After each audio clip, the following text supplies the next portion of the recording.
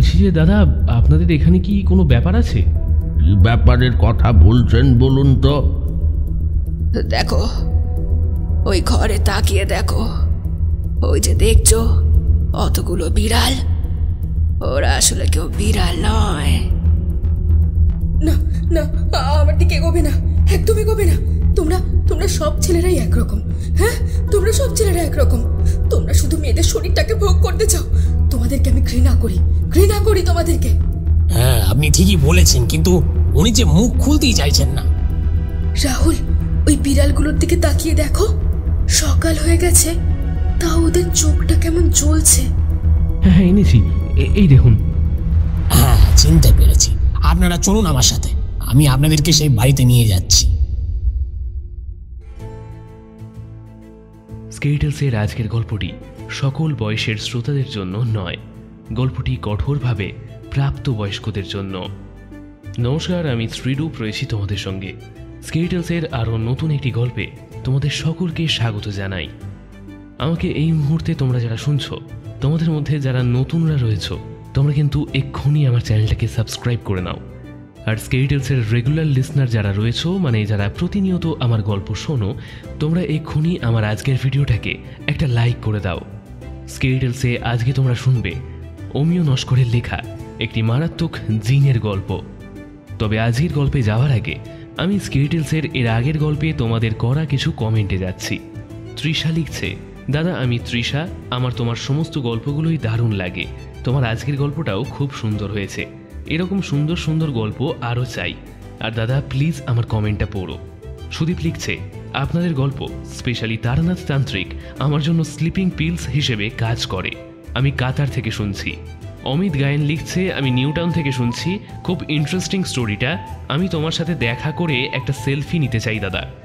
অবশ্যই ডেফিনেটলি আমাদের একসাথে যদি কখনো দেখা হয়, আমি নিজেও ভেবেছি যদি একটা কখনো এরকম মিট আপ প্ল্যান করা যায় সমস্ত স্কেটলস ফ্যামিলির জন্য, তাহলে সেখানে একসঙ্গে আমরা বেশ কিছুটা সময় আড্ডা মারতেই পারি, একসাথে এক কাপ কফির সাথে অনেক গল্প চলতেই পারে। তো এগুলোই ছিল আজকের কমেন্ট। সবার সব কমেন্ট হয়তো আমি আজকে পড়তে পারলাম না, কিন্তু ডেফিনেটলি পরের গল্পে আমি তোমাদের বাকি কমেন্টও পড়ব। সো তোমরা কিন্তু অবশ্যই কমেন্ট করে আমাকে তোমাদের মতামত জানাও। আর আমার আজকের গল্পটা এখন এই মুহূর্তে তোমরা কে কোথা থেকে শুনছো সেটা কিন্তু এক্ষুনি আমাকে কমেন্ট করে তোমরা জানাও।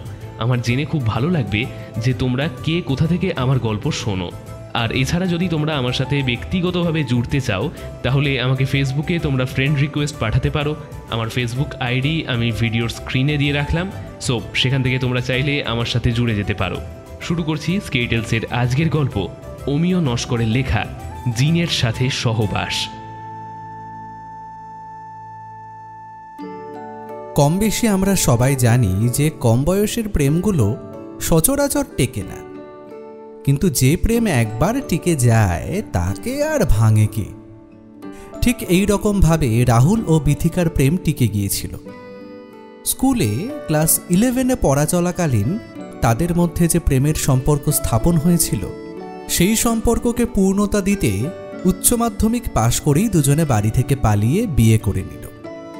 তাদের এমন হঠকারী সিদ্ধান্তে তাদের সিনিয়র তপেশ দাদা বলল, এই কী রে, তোরা তো তাড়াতাড়ি বিয়ে করে নিলি কেন?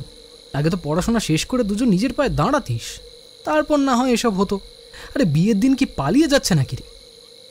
দাদার বলো না, আমি রীতিমতো বাধ্য হয়েই আজ বিথিকাকে পালিয়ে এনে এই মন্দিরে বিয়ে করলাম। তুমি জানো ওর বাড়ি থেকে পাত্র দেখে বিয়ের ডেট অবধি ফাইনাল করে ফেলেছিল। এসব জানার পরেও আমি কি করতাম তুমি বলো?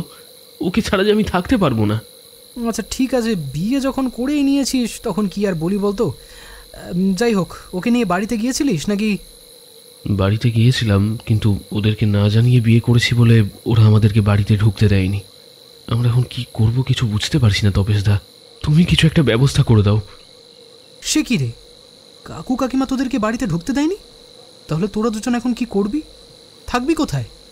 তপেশের এমন প্রশ্নে সামনে দাঁড়িয়ে থাকা নবদম্পতি নির্বাক হয়ে মাথা হেঁট করে মাটির দিকে চেয়ে রইল। তপেশও বেশ কিছুক্ষণ চুপ থাকার পর বিথিকাকে উদ্দেশ্য করে বলল, বলছি তোমার বাড়ির খবর কি? সেখানে যাওয়া যেতে পারে? না দাদা, আমি আর কোনোদিন ও বাড়িতে ফিরে যেতে পারবো না। বাড়ি থেকে বেরিয়ে আসার পর বাবা আমাকে অনেকবার কল করেছে, আমি রিসিভ করিনি। তাই একটু আগে টেক্সট মেসেজে জানিয়েছে আমি যেন আর কোনোদিন ওদের কাছে ফিরে না যাই। কথাটা শেষ হতে না হতেই কয়েক ফোঁটা জল বিথিকার চোখের কোণে গড়িয়ে এলো। তাই দেখে তপেশ বলল, কেঁদো না, আমি দেখছি কি করা যায়, আমি দেখছি, দাঁড়াও। এই বলে তপেশ সেই দিনই কলকাতা সিআইটি রোডের পার্শ্ববর্তী বসতি এরিয়ায় কম দামে তাদের একটা ঘর ভাড়া করে দেয়। শুধু তাই নয়, সপ্তাহখানেকের মধ্যে তপেশ একটা কোম্পানিতে রাহুল ও বিথিকার কাজের ব্যবস্থাও পাকা করে দেয়। মাসখানেক হলো রাহুল ও বিথিকার বিয়ে হয়েছে। এখন তারা খুব খুশি।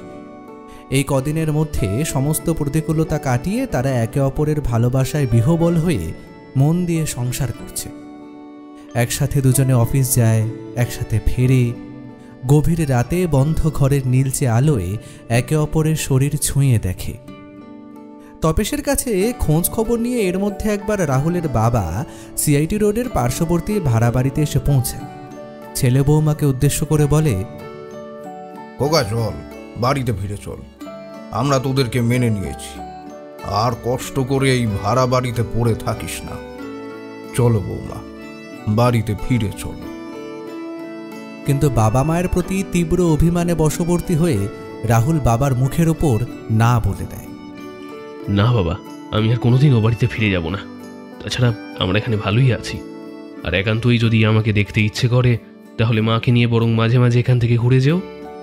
খোকা রে, আমি তো বাবা, তাই খুব ভালো করে বুঝতে পারছি তুই আমাদের উপর রাগ করেছিস। তোর মতো আমিও তোর উপর রাগ করেছিলাম, কিন্তু এখন রাগ পড়ে গেছে, তাই তোকে নিয়ে যেতে এসেছি। ঠিক তেমন ভাবে আমাদের উপর তোর রাগ যেদিন পড়ে যাবে সেদিন কিন্তু অবশ্যই বাড়িতে ফিরে যাস খোকা, বাড়িতে ফিরে যাস। আজ তবে আসি। এই বলে রাহুলের বাবা ফিরে গেল। বিথিকা বলল, কি হতো বাবার সাথে ফিরে গেলে? এখানে সবসময় একা একা ভালো লাগে বুঝি? চুপ কর তো, তোমাকে নিয়ে আমি আবার নির্লজ্জের মতো ওই বাড়িতে ফিরে যাব? সেদিন যখন ও বাড়ি থেকে তাড়িয়ে দিল তখন তো একবারও ভাবিনি যে ছেলেটা কোথায় যাবে। ভাগ্যিস তপেশদা ছিল, নয়তো কি হতো কে জানে। আর উনি এখন মহাপুরুষ সেজে আধিক্ষেতা করতে এসেছেন। যত সব, আমি আর কখনো ও বাড়িতে যাব না, থাকুক ওরা একা একা। এইভাবে আরও কয়েকদিন কেটে যায়। পরদিন সকাল সকাল হোম ডেলিভারির রুটি তরকারি খেয়ে দুজনে অফিসে পৌঁছায়। বিথিকা অফিসে রিসেপশনিস্টের কাজ করে, আর রাহুল কম্পিউটারে বসে ডেটা এন্ট্রির কাজ করে। তাই বিথিকার ওভারটাইম না হলেও রাহুলের মাসে 5-7 দিন ওভারটাইম বাঁধা ধরা। ওভারটাইম হলে অফিসে রাত 12টায় ছুটি হয়।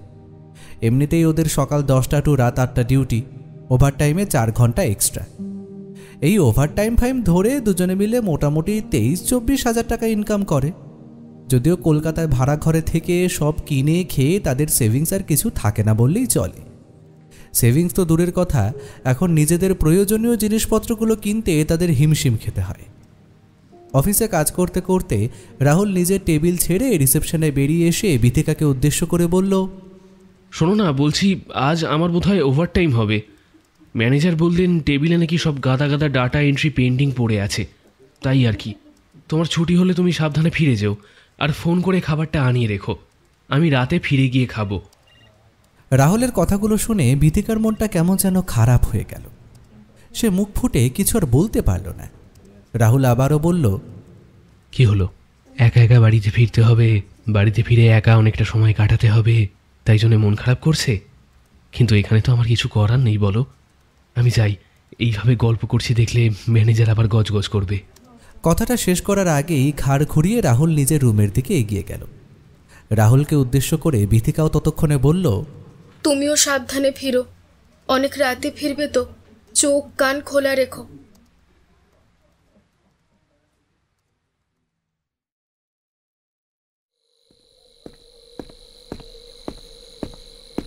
সেদিন রাতেই অফিস শেষে রাহুল পায়ে হেঁটে ঘরে ফিরছিল। তখন সময় হয়েছে রাত ওই 12টা-15 মতো। রাস্তার কলকোলাহল পুরোপুরি কমে এসেছে, চারিদিকে কেউ নেই বললেই চলে। এমন সময় দ্রুত হেঁটে সিআইটি রোডের দিকে এগিয়ে যেতে যেতে রাহুলের চোখে পড়ল লিবার্টি সিনেমা হলের সামনে একটা বড় বাজার বসেছে। সেদিক থেকেই লোকজনের কোলাহলের ক্ষীণ আওয়াজ কানে আসছে। রাহুল দেখে শুনে কিছুটা ওই দিকে এগিয়ে গিয়ে একজনকে জিজ্ঞেস করলো, ও দাদা, এখানে এত রাতে আবার বাজার টাজার বসে নাকি? আরে হ্যাঁ মশাই, প্রতিদিন রাত 12:30-1টা নাগাদ এখানে জামা কাপড়ের হাট বসে। সেই ভোর রাত পর্যন্ত এই হাটে কেনা বেচা হয়। এখানে সস্তা মূল্যে বস্তা বস্তা জামা কাপড় পাওয়া যায়। তবে এসব জামা কাপড় সব সেকেন্ড হ্যান্ড হয়। অন্যের ব্যবহার করা জামা কাপড় সব জল কাঁচা করে ইস্ত্রি করে বিক্রি হয়। গরিব মানুষেরা কম দামে তো এইসব কিনেই পড়ে। তোমার কিছু লাগলে বাজারে ঢুকে দেখতে পারো, সব ভালো ভালো জামা কাপড় আছে কিন্তু। লোকটার কথা শুনে চট করে রাহুলের মাথায় একটা বুদ্ধি খেলে গেল। বেশ কয়েকদিন ধরেই বিথিকা রাহুলের কাছে একটা শাড়ির বায়না করেছিল। শপিং মলে থেকে শাড়ি কিনতে গেলে এক্ষুনি 1,5-2 হাজার টাকার ধাক্কা। তাই যদি এখানে সস্তায় ভালো শাড়ি পাওয়া যায় তবে তো মন্দ হয় না। এই আর্থিক টানাপোড়েনের সংসারে সস্তার কাপড় কিনলে কিছুটা তো সাশ্রয় হবেই। এমন সব ভেবে রাহুল বাজারের দিকে এগিয়ে গিয়ে 2টো নাইটি, একটা ঝকঝকে সুন্দর শাড়ি, 2টো ব্রা, 2টো প্যান্টি আর নিজের জন্য একজোড়া কটন জিন্সের প্যান্ট কিনল। ক্রয় করা জামা কাপড়গুলো এতটাই ঝকঝকে ও পরিষ্কার যে বোঝাই যায় না এগুলো সেকেন্ড হ্যান্ড জামা কাপড়। তবে এগুলোর দাম শুনলে যারা এ বিষয়ে অবগত নয় তারা অবাক হতে বাধ্য। এতক্ষণে দোকানদার রাহুলের হাতে জামা কাপড়ের ব্যাগটা ধরিয়ে দিয়ে বলল, দিন দাদা, 600 টাকা দিন। দাম শুনে রাহুল ভীষণভাবে অবাক হয়ে গেল। মনে মনে ভাবল, 2টো প্যান্ট, 2টো নাইটি, একটা শাড়ি, একজোড়া করে ব্রা ও প্যান্টি, সব মিলিয়ে মাত্র 600 টাকা। তবুও এইসব দোকান থেকে জিনিসপত্র একদরে না কিনে একটু দরদাম করতে হয়। তাই রাহুল বলল, ঠিক আছে দাদা, এই নিন 500 টাকা। রাহুলের কথায় দোকানদার আর কোনো সারা শব্দ না করে 500 টাকাই নিল। বলল, আবার আসবেন কিনতে বাবু। আজ প্রথম এসেছেন বলে কেনা দামে মালগুলো আপনার কাছে ছেড়ে দিলাম। পরের বার কিন্তু এত কমে পাবেন না। আচ্ছা বেশ, ব্যবহার করে তো আগে দেখি, ভালো হলে অবশ্যই আসবো। এই বলে রাহুল জামা কাপড়ের প্যাকেটটা হাতে নিয়ে কিছুক্ষণের মধ্যেই ঘরে পৌঁছেছে। কি গো বিথিকা, ঘুমিয়ে পড়লে নাকি? আমি চলে এসেছি তো। আরে দরজাটা খোলো। কি গো বিথিকা, শুনতে পাচ্ছ না? আর দরজা খোলো। বেশ কয়েকবার ডাকাডাকির পর বিথিকা উঠে দরজা খুলে দিল। ঘুম ভাঙা আধা চোখে মোবাইল চেপে সময়টা দেখে নিয়ে বিথিকা বলল, কি 1টা বাজতে 5 মিনিট বাকি? তোমার বাড়িতে ফিরতে এত সময় লাগলো? কি খিদে পেয়েছে আমার। সে কখন থেকে তোমার জন্য অপেক্ষা করতে করতে আমি ঘুমিয়েই পড়েছি। কি গো, চুপ করে আছো কেন? কিছু বলো। বিথিকার কথা শেষ হতেই রাহুল প্যাকেট থেকে শাড়িটা বের করে তার সামনে ধরল। শাড়িটা দেখিয়ে বিথিকা অনেক খুশি হয়ে গেল। রাহুল, তুমি আমার জন্য শাড়ি এনেছো? কি সুন্দর হয়েছে শাড়িটা, আমার ভীষণ পছন্দ হয়েছে। আমি খুব খুশি। কথাগুলো বলতে বলতে বিথিকা রাহুলকে জড়িয়ে ধরে চুমু খেতে লাগলো। রাহুল আনন্দের সঙ্গে বলল, আরে শুধু কি শাড়ি, এই দেখো তোমার জন্য আরো কি সব এনেছি। এই বলে রাহুল কিনে আনা একজোড়া নাইটি, ব্রা, প্যান্টি সব বিথিকার হাতে তুলে দিল। আর সেগুলো এত সুন্দর করে প্যাকিং করা যে বিথিকা বুঝতেই পারল না ওগুলো সব সেকেন্ড হ্যান্ড পোশাক। তারপর রাতে খাওয়া দাওয়া সেরে তারা ঘুমিয়ে পড়ল। এরপর কেটে গেছে আরও 1 সপ্তাহ। তারা দুজনেই কিনে আনা সেই পোশাক ব্যবহার করেছে। একদিন অফিস ছুটিতে রাতে সিনেমা দেখে ঘরে ফিরেছে, কিন্তু তারপর থেকেই হঠাৎ করে কেমন যেন সব গোলমেলে হয়ে যেতে লাগলো। বিথিকা ধীরে ধীরে শারীরিক ও মানসিকভাবে দুর্বল হয়ে যাচ্ছে। এখন আর রাতের নীলচে আলোয় বন্ধ ঘরে তার প্রিয় মানুষের সাথে মিলিত হতে ইচ্ছে করে না। রাহুল কাছাকাছি এলেই বলে, কি ঘরের লাইট অফ করছো কেন? জ্বালিয়ে রাখো, লাইটটা জ্বালিয়ে রাখো বলছি। আমার কিন্তু অন্ধকারে ভীষণ ভয় করে, তুমি জানো না। বিথিকা বরাবরই অন্ধকার পছন্দ করে। ঘুমের সময় ঘরে আলো জ্বললে তার মাথা গরম হয়ে যায়। কিন্তু আজ তার মুখে এমন উল্টো কথা শুনে রাহুল বেশ অবাক হলো। বিথিকা, তোমার কি হয়েছে? শরীর খারাপ লাগছে নাকি? এসো আমার কাছে সরে এসো, আমি তোমার মাথায় হাত বুলিয়ে দিই, দেখো ভালো লাগবে। না, তুমি আমার কাছে আসবে না। আমার এসব ভালো লাগে না। আমার শরীরটা খারাপ, সবসময় আমি তোমার সঙ্গে শুতে পারবো না। বিথিকার এমন কথায় রাহুল হতবাক হয়ে গেল। এ কোন বিথিকাকে দেখছেও?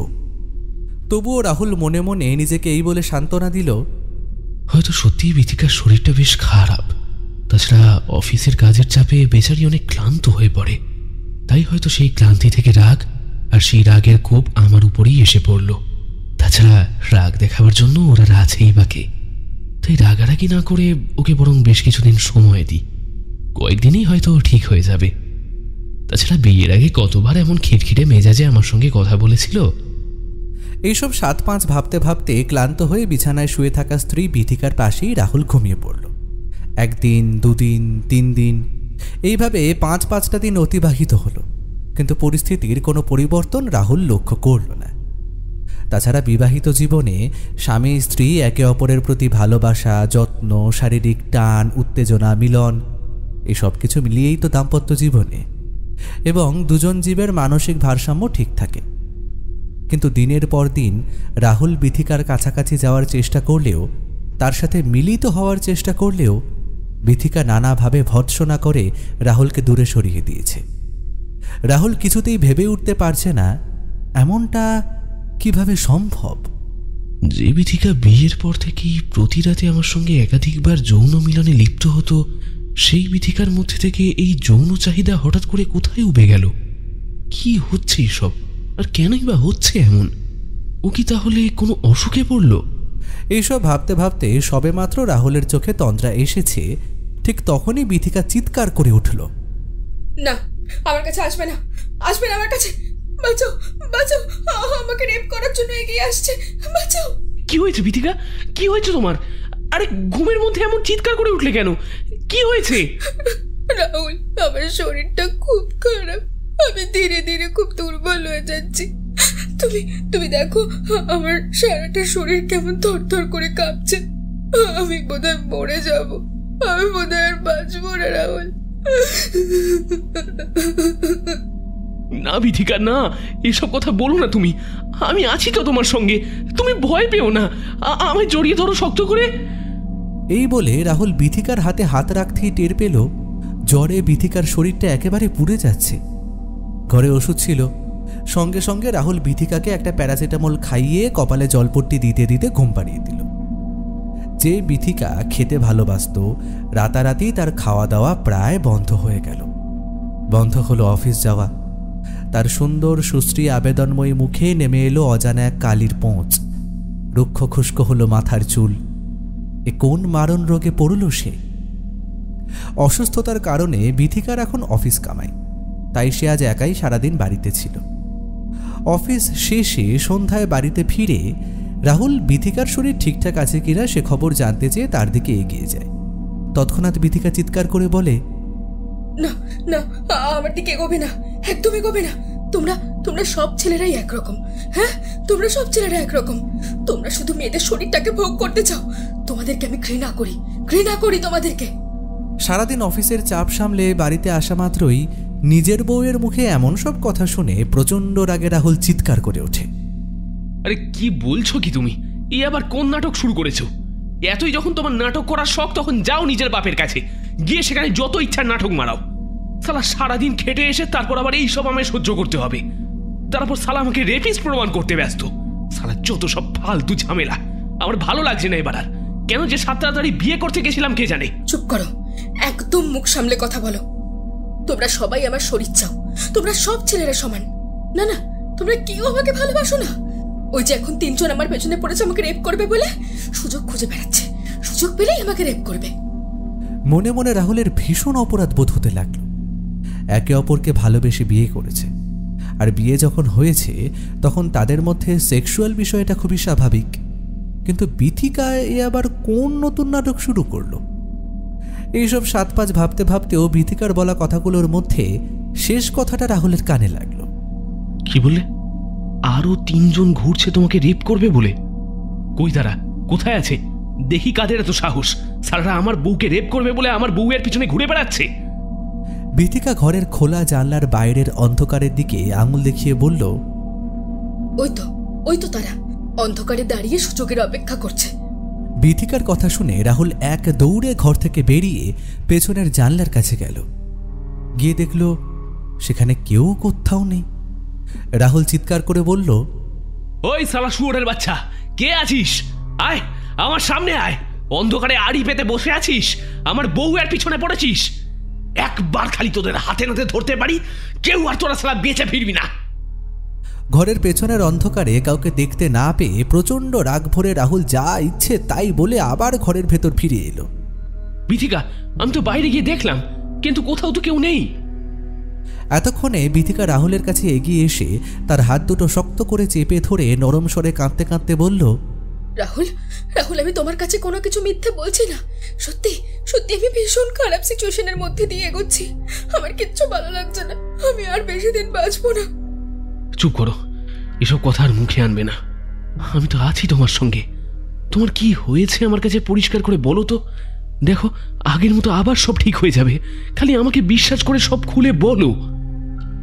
বেশ কিছুক্ষণ চুপ করে থাকার পর বিথিকা বলল, জানো তো রাহুল, আমার সব সময় আশেপাশে কারা যেন থাকে, যারা আমাকে ছায়ার মতন ঘিরে রেখেছে। তারা চায় না আমি তোমার সাথে সহবাস করি, এবং প্রায় সময় একটা ক্রূর অট্টহাসি শুনতে পাই আমি। তুমি চিন্তা করো না, আমি দেখছি কি করা যায়। না, তুমি চাইলেও কিছু ঠিক করতে পারবে না, কারণ তোমার হাতে কিচ্ছু নেই। মানে কি বলতে চাইছো তুমি? তাছাড়া তুমি কিভাবে বুঝলে যে আমার হাতে আর কিছু নেই? কিছুক্ষণ চুপ থাকার পর বিথিকা কাঁদো কাঁদো স্বরে বলল, জানি না, আমি কিচ্ছু জানি না। তবে তবে আমার সাথে যা কিছু ঘটে চলেছে তাতে স্পষ্ট বুঝতে পারছি আমাদের হাতে আর কিচ্ছু নেই। কেন, কি হয়েছে তোমার সাথে? কি হয়েছে? আরে চুপ করে আছো কেন, বলো। জানো রাহুল, আমি বাথরুমের দরজা বন্ধ করলেই ওরা আমার কাছে আসে, আমার শরীরে বাজেভাবে হাত দেয়। ওই বদ্ধ বাথরুমে আমার দম আটকে আসে। ওরা আমাকে ধর্ষণ করতে চায়। বিথিকার মুখে এসব কথা শুনতে শুনতে রাহুলের হাত পা সারা শরীর একেবারে ঠান্ডা হয়ে আসে।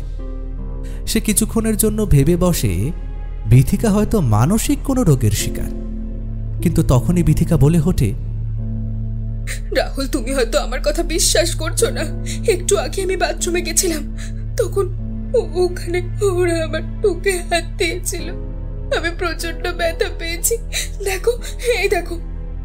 কথাটা শেষ করেই বিথিকা নিজের শরীর থেকে টপ ও অন্তর্বাস খুলে রাহুলের সামনে দাঁড়িয়ে বলল, দেখো দেখো ওরা আমার কি হাল করেছে।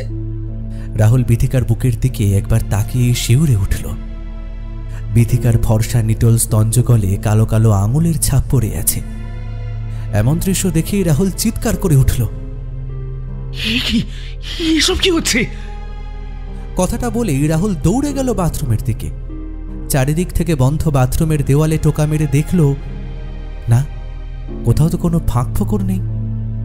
এমন সময় রাহুল আধভিজে মেজের ওপর কয়েক জোড়া কালো কালো পায়ের ছাপ দেখতে পেল। রাহুল বিথিকা দুজনে বাড়িতে থাকলে ঘরের দরজা তখন ভেতর থেকে বন্ধ থাকে, আর বাড়িতে না থাকলে দরজা তখন বাইরে থেকে বন্ধ থাকে। তাই এই দুজন মানুষ ছাড়া অন্য কেউ কিভাবে এই ঘরের বাথরুমে ঢুকবে? এতক্ষণে বিথিকা রাহুলের কাছে এগিয়ে এসে বলল, দেখেছো, এবার বিশ্বাস হয়েছে আমার কথা। আচ্ছা তুমি বলো, আমরা দুজন তো এখানে আছি, ঘরের দরজাও ভিতর থেকে বন্ধ, কিন্তু তবুও বাথরুমেই বড় বড় পায়ের ছাপ। ওগুলো কাদের? আমি জানি ওরা এখানেই আছে, ওরা এখানেই আছে। বিথিকার কথা শেষ হতে না হতেই মাঝরাতে হঠাৎ করে লোডশেডিং হয়ে ঘরের সমস্ত আলো নিভে গেল। সঙ্গে সঙ্গে একটা তীব্র গন্ধে ঘরটা ম ম করছে। গন্ধটা তাদের খুব পরিচিত, দুধ পোড়া গন্ধ।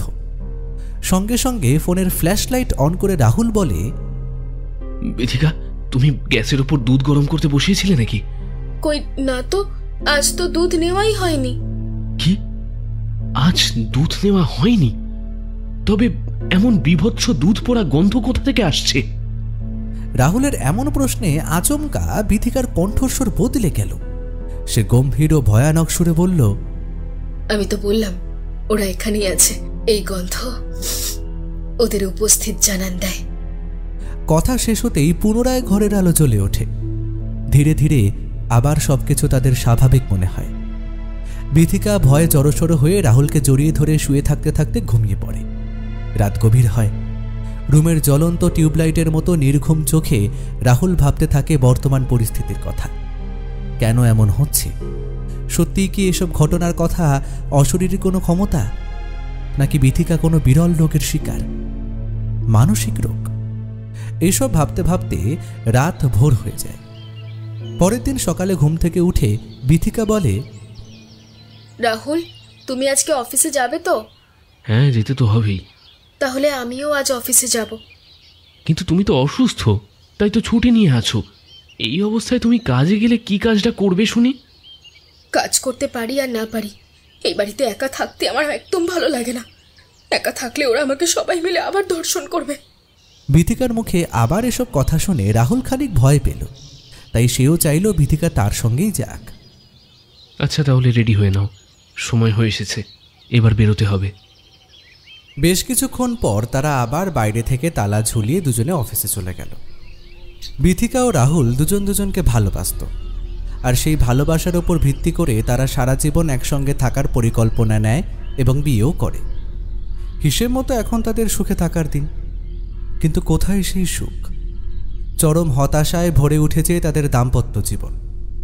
দিনের পর দিন তারা একে অপরের সাথে মিলিত হয় না। কতদিন হয়ে গেল দুজনে কোথাও ঘুরতে যায় না। হঠাৎ এ কোন অজানা ভয়ে বিথিকাকে ধীরে ধীরে পাগল করে তুলছে।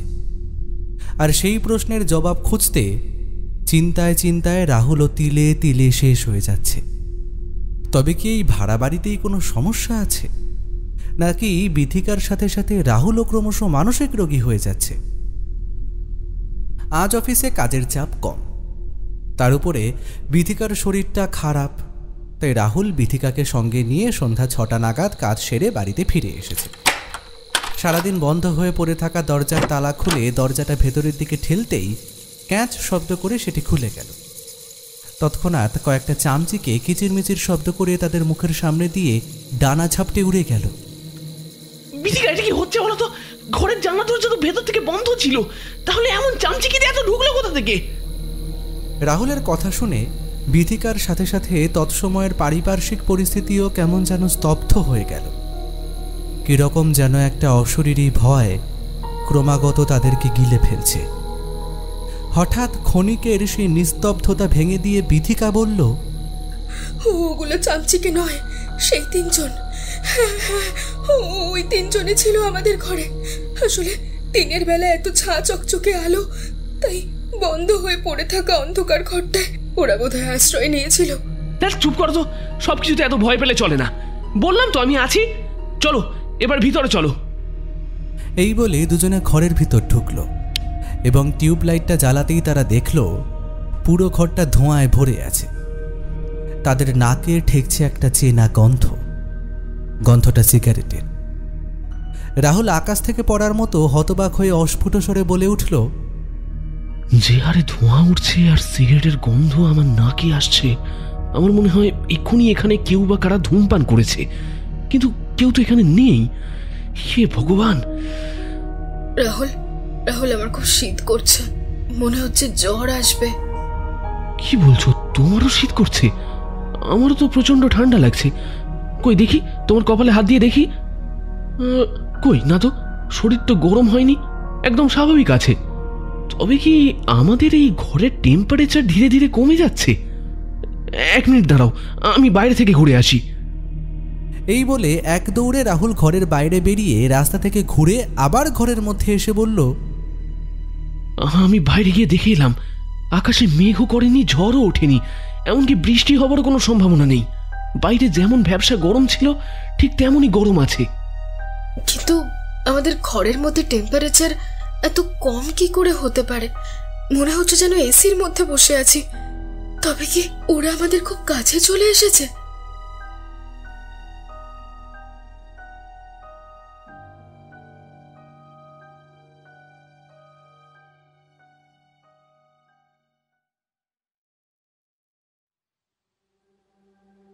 এতদিন পরে বিথিকা আজ একটু সুস্থ হয়েছে, অফিসে গেছে।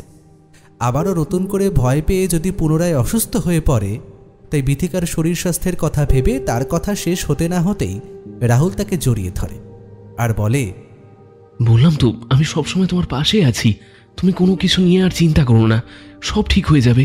তুমি শুধু আমাকে খালি দেখো, আমাকে ভালোবাসো। আমি তোমার সব কষ্ট আমার নিজের ঘাড়ে তুলে নেব। আর তাছাড়া তুমিই বলো, কতদিন হয়ে গেল আমরা মিলিত হইনি, একে অপরের শারীরিক গভীরতা মেপে দেখিনি। তাতে চলো না, আজ এই ঠান্ডা আবহাওয়ায় আমরা একটু রোম্যান্স করি। কথাগুলো বলেই রাহুল কেমন যেন উন্মত্তের মতো বিথিকার সারা শরীরে হাত বোলাতে লাগলো। বিথিকার মুখে তখন একটাই কথা, ছেড়ে দাও রাহুল, এমন করো না।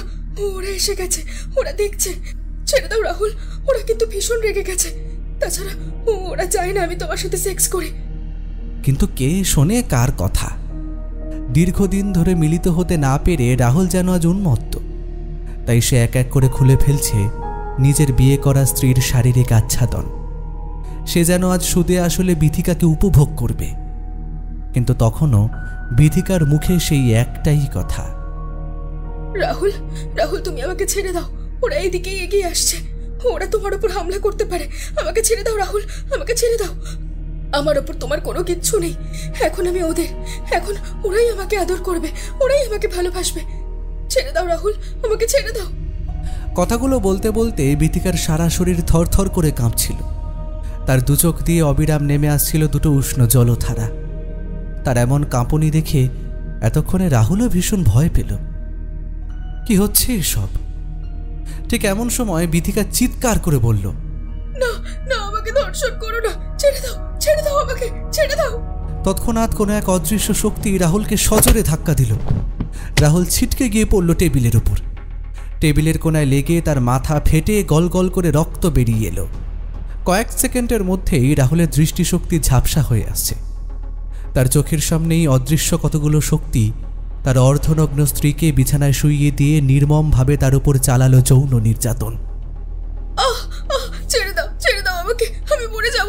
রাহুল আমাকে বাঁচাও, ওরা আমাকে ধর্ষণ করছে, ওরা তিনজনই আমাকে ভোগ করছে। রাহুল, ওদের হাত থেকে আমাকে বাঁচাও, আমাকে বাঁচাও। এতক্ষণে বিথিকার আর্তনাদের সাথে কয়েকজন পুরুষালী কণ্ঠের ভয়ানক অট্টহাসি শোনা গেল।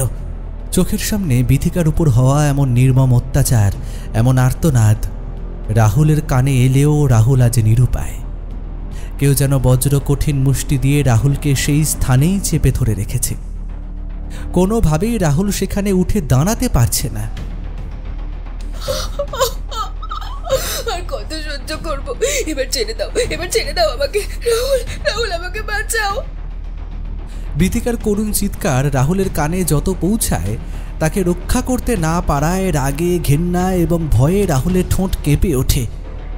যে রাহুল সাহসী, সবসময় বিথিকার পাশে থেকে সমস্ত ভয় থেকে তাকে উদ্ধার করবে বলেছিল, সেই রাহুলই আজ ভয় পেয়ে গেল। এ ভয় মৃত্যুর চেয়েও বড় ভয়। বেশ কয়েক ঘন্টা পরে ধীরে ধীরে ঘরের মধ্যে পরিস্থিতি কিছুটা স্থিতিশীল হয়েছে। বিথিকা গোঁয়াতে গোঁয়াতে রাহুলের কাছে জল চেয়েছে। রাহুল কোনো রকমে উঠে বিথিকার দিকে জলের বোতল এগিয়ে দিয়েছে। এই নাও, জল খাও। জল এগিয়ে দিতে গিয়ে রাহুল দেখল বিথিকার যোনি থেকে রক্ত বেরোচ্ছে। তার মাথার চুল আলু থালু, জামার হুকগুলো সব খোলা, স্তন দুটোর ওপর কালচে আঙুলের ছাপ স্পষ্ট। এসব অবস্থা দেখে রাহুল স্পষ্ট বুঝতে পারছে যে বিথিকাকে জোর করে ধর্ষণ করা হয়েছে। কিন্তু ঘটনা চলাকালীন কাউকেই তো দেখা গেল না। তবে কি অদৃশ্য কোনো শরীর বা শক্তি এইভাবে একজন নারীকে ধর্ষণ করতে পারে? বিথিকা, তুমি ঠিক আছো তো? আচ্ছা, একটা কথা বলতে পারো, কারা তোমার উপরে এমন অত্যাচার করছে বলো তো? তাদেরকে একবার খালি আমাকে দেখাতে পারবে? আমাকে খালি একবার চিনিয়ে দিতে পারবে? আমি তাদের একবার যদি দেখতে পাই না, তাহলে কাউকে তাদের ছাড়বো না, সব কটাকে আমি শেষ করে দেবো। এসব কথা বলতে বলতে টেবিলের ড্রয়ার থেকে ওষুধপত্র বের করে নিজের কপালের ক্ষতস্থানে একটু লাগিয়ে নিয়ে বিথিকার দিকে এগিয়ে গেল। দেখি, সরে এসো আমার কাছে, দেখি কোথায় কি হয়েছে, একটু ওষুধ লাগিয়ে দিই, এসো। এমন সময় হঠাৎ করেই বিথিকার মধ্যে কেমন যেন একটা পাগলপনার উদ্ভব হলো। সে রাহুলকে নিজের দিকে এগিয়ে আসতে দেখে চিৎকার করতে লাগলো, আমাকে ছেড়ে দাও, ছেড়ে দাও আমাকে, আর না, আর না, আজি আমাকে ছেড়ে দাও। রাহুল, ওরা তিনজন আমাকে ধর্ষণ করেছে, আমার দিকে এসো না। বিথিকা, এমন করছো কেন? আমি তোমার রাহুল। কে কে রাহুল? আমি কোনো রাহুলকে চিনি না। চলে যাও, চলে যাও আমার চোখের সামনে থেকে। বিথিকা, আমি তোমার হাজবেন্ড রাহুল। আরে কি হয়েছে তোমার? তুমি আমাকে দেখে এত ভয় পাচ্ছ কেন? বিথিকা সেই আলু থালু চুল, অর্ধনগ্ন শরীর, এমন অবস্থায় রাহুলকে ধর্ষক ভেবে দরজা খুলে বাইরে বেরিয়ে গেল। আমাকে ছেড়ে দাও, আমাকে ছেড়ে দাও।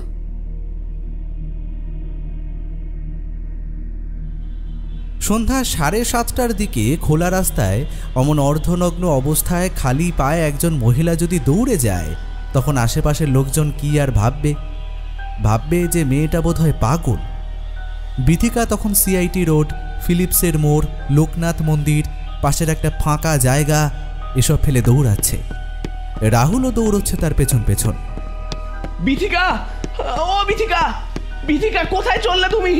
বিথিকা দাঁড়াও, বিথিকা, ও বিথিকা দাঁড়াও। যারা সিআইটি রোড, ফিলিপসের মোড়ের ওদিকে গেছে তারা হয়তো দেখেছে ওখানে একটা পোড়ো বাড়ি আছে। ওটা একটা ভৌতিক বাড়ি, বলা ভালো ভূতের বাসা। রাহুল বিথিকার পেছনে দৌড়তে দৌড়তে দেখল বিথিকা এক লাফে সেই পোড়ো বাড়িটার ঝুলন্ত বারান্দায় উঠে পড়েছে। এক লাফে প্রায় 15 ফুট উঁচুতে কিভাবে উঠল সে, এইসব ভাবতে ভাবতে রাহুল সেই দিকেই এগিয়ে চলল। পোড়ো বাড়িটার কাছে পৌঁছেই সে দেখল বিথিকা সেই পোড়ো বাড়ির ক্ষয়ে যাওয়া, জং ধরা, ধ্বংসপ্রাপ্ত ব্যালকনির রেলিংয়ে দুটো পা ঝুলিয়ে বসে বসে কি যেন একটা পাখির পালক ছাড়িয়ে কচমচ করে চিবিয়ে চিবিয়ে খাচ্ছে। এমন দৃশ্য দেখে রাহুল মনে মনে ভাবল, না, এ যাকে আমি দেখছি এ আমার স্ত্রী বিথিকা হতে পারে না। এ কাকে দেখছি আমি? নাকি এটাই বিথিকার আসল রূপ? নিজের স্ত্রীকে এমন আলুথালু চলে অর্ধনগ্ন অবস্থায় পোড়ো বাড়িতে এসে এই রাত 8টা, 8:30টার সময় কোনো এক পাখির কাঁচা মাংস চিবোতে দেখলে যে কোনো পুরুষেরই বুকের ভেতরটা হাওয়া শূন্য হয়ে যাওয়ার কথা। রাহুলেরও তাই হলো। প্রচণ্ড ভয়ে, দুশ্চিন্তায় তার সারা শরীরে ঝিম ধরে এলো। এই পরিস্থিতিতে কি করা উচিত বুঝতে না পেরে সে তার পরিচিত তপেশদাকে একবার কল করলো। হ্যালো হ্যালো তপেশদা, খুব বড় বিপদে পড়েছি আমি। তুমি প্লিজ একটু তাড়াতাড়ি আসতে পারবে? আমি এখন সিআইডি রোড, ফিলিপসের মোড়ের দিকে সেই পোড়ো বাড়িটার সামনে দাঁড়িয়ে আছি। কেন রে, এখন হঠাৎ ওখানে কি করবো? দাদা তুমি প্লিজ তাড়াতাড়ি এসো, তারপরে তোমাকে সবটা আমি গুছিয়ে বলছি। আরে আমি সবে মাত্র অফিস থেকে ফিরলাম, এখনো জামা কাপড় ছাড়িনি। ঠিক আছে, যাই হোক, তুই চিন্তা করিস না, আমি আসছি এক্ষুনি। ফোনটা কেটে যাওয়ার পর রাহুল বিথিকাকে উদ্দেশ্য করে কয়েকবার বলল, বিথিকা তুমি নিচে নেমে এসো। এই রাত বিরেতে ওই পোড়ো বাড়িতে কেন উঠতে গেলে? এসো, নিচে নেমে এসো বিথিকা। না, যাব না, আমি যাব না তোমার সাথে। তারপর মিনিট 10 মধ্যে তপেশ বাইক নিয়ে এসে দাঁড়ালো রাহুলের পাশে। কি রে, কি হয়েছে বল? তপেশদা, ওই যে ওই পোড়ো বাড়িটা দেখছো, বিথিকা ওর উপর তলায় আছে। বিথিকা উপরের তলায় আছে মানে? কিসব বলছিস তুই? হ্যাঁ দাদা, ও ঘর থেকে পাগলের মতো দৌড়াতে দৌড়াতে এসে এক লাফে ওই বাড়িটার উপরে উঠে গেছে। হায় রে, এসব কি বলছিস তুই? আমি জানি আমি এসব বলে তোমাকে বিশ্বাস করতে পারবো না, কিন্তু একবার ঘরের ভিতরে ঢুকে দেখবে চলো, ও ওখানেই আছে। এখন এসব এত কথা বলার সময় নয়, তাড়াতাড়ি আমার সঙ্গে চলো। আচ্ছা চল দেখি। এই বলে দুজনেই ফোনের ফ্ল্যাশ অন করে ধীরে ধীরে দরজা ঠেলে ঘরের মধ্যে গিয়ে ঢুকল। তারপর উপরতলার ব্যালকনিতে আলো ফেলে দেখল, কিন্তু কোথায় বিথিকা? কোথাও কেউ নেই। কি রে, কোথায় বিথিকা? খুব তো ফোনে ডাকলি। বিশ্বাস করো তপেশদা, এতক্ষণ ও এখানেই ছিল, ঘর থেকে দৌড়াতে দৌড়াতে এসেছে। তপেশদা, আমার মনে হয় আমরা হয়তো অশরীরীদের কবলে পড়ে গেছি। আচ্ছা, সন্ধ্যা থেকে তোর বাড়িতে তোদের সঙ্গে কি কি ঘটনা ঘটেছে একটু বল দেখি। তপেশ রাহুলের মুখে সব ঘটনা শুনে বলল, আচ্ছা চল, তুই আমার বাইকে বস, তোদের বাড়িতে একবার গিয়ে দেখি সেখানকার পরিস্থিতি কেমন। এই বলে দুজনে কয়েক মিনিটের মধ্যে বাড়িতে ফিরে এলো। এসেই দেখছে ঘরের দরজা ভেতর থেকে বন্ধ। নক করতেই বিথিকা দরজা খুলে দিল। সঙ্গে সঙ্গে ঘরের পরিস্থিতি এবং বিথিকার অক্ষত রূপ লাবণ্য দেখে রাহুল একেবারে হতভম্ব। মনে মনে সে বলে উঠল, ঈশ্বর, এ কি করে সম্ভব? এ আমার সাথে কি হচ্ছে ঠাকুর? ঘরের মধ্যে দাঁড়িয়ে থাকা বিথিকা একেবারে সুস্থ স্বাভাবিক একজন মানুষ। সুন্দর করে মাথার চুল বাঁধা, নাকে কানে গলায় জুয়েলারি, পরনে কুর্তি লেগিংস। দরজার পরে রাহুলের সঙ্গে তপেশকে দেখে বিথিকা আতিথ্য করে বলল, আরে তপেশ দা যে, অনেক দিন পর তোমার সাথে দেখা হলো। সেই যে বিয়ের সময় আমাদের বাসস্থান আর কর্মসংস্থানে জোগাড় করে দিলে, আর এদিকে এলে না বলো। যদিও দোষটা আমাদেরই, তোমাকে একদিনও নিমন্ত্রণ করে ভালো মন্দ খাওয়ানো হলো না। বলি আর কই, যাই হোক, আজ যখন এসেছো আমি কিন্তু না খাইয়ে ছাড়বো না। আর বরমশাই, তোমার খবর কি? তুমি একটু আগেই বললে কি যেন দরকার তোমার, তো দরকার মিটেছে তো? জানি আমাকে ফাঁকি দিয়ে বাইরে সিগারেট খেতে গেছিলে। হঠাৎ করে বিথিকার এমন আকাশ পাতাল পরিবর্তন দেখে রাহুল নিজের চোখকে বিশ্বাস করতে ভয় পাচ্ছে। আচ্ছা তপেশদা, আমি যা কিছু আমার চোখের সামনে দেখছি তা সব সত্যি দেখছি তো? হ্যাঁ হ্যাঁ, সত্যি দেখেছিস, যা দেখেছিস সব সত্যি। তবে তোর ওই মাথা থেকে এসব ভূত প্রেতের চিন্তাটা নামিয়ে ফেলতো দেখি। এসো এসো, তাড়াতাড়ি এসো দুজনে বাথরুম থেকে হাত মুখ ধুয়ে, আমি খাবার বাড়ছি। এদিকে হাত ধুতে গিয়ে রাহুলের কানে কানে ফিসফিস করে তপেশ বলল, এ কী রে রাহুল, এখন কি আবার নতুন করে নেশাভান করা ধরলি নাকি রে? কারণ তুই যেসব কথা আমাকে শোনালি তার কোনো কিছুই তো আমি দেখতে পাচ্ছি না। তপেশের কথায় রাহুল কি উত্তর দেবে বুঝতে পারে না।